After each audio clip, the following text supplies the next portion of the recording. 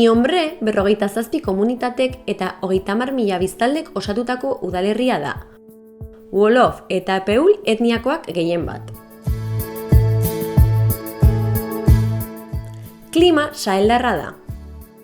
Egunean zehar temperatura altua da eta urteko prezipitazioak 3 hilabetetan pilatzen dira.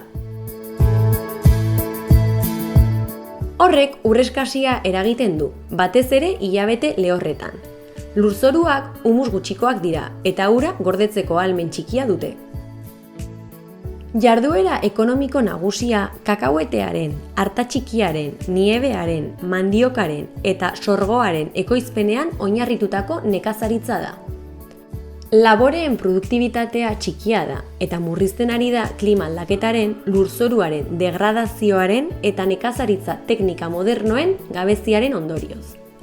Horrez gain, produktuak manipulatzeko, kontserbatzeko eta eraldatzeko teknikei buruzko prestakuntza mugatua eta teknika horietarako tresna falta ematen da.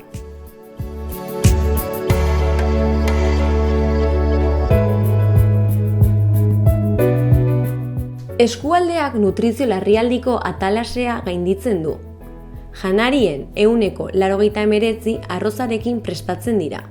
Eta animalia proteina eta barazkiak eskura izan arren, kantitate defizitarioetan eta kalitate eskaseko produktuen bidez kontsumitzen dira.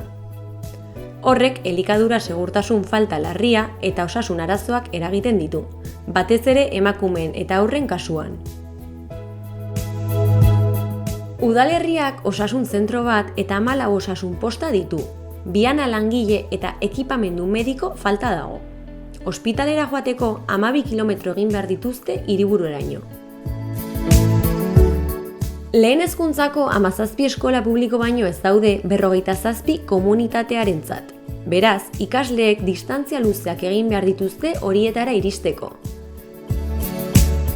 Egoera are zailagoa da goi mailako ikasketetan. Batxilergorako hurbilen dagoen hirira joan behar baitute. Gainera, nesken hezkuntzarako sarbidea are mugatuagoa da, ikasketak alde batera utzi behar baitituzte familia zaintzeko. Eskualdean, emakume helduen 60%ak baino gehiagok irakurtzen eta idazten ez dakitela estimatzen da.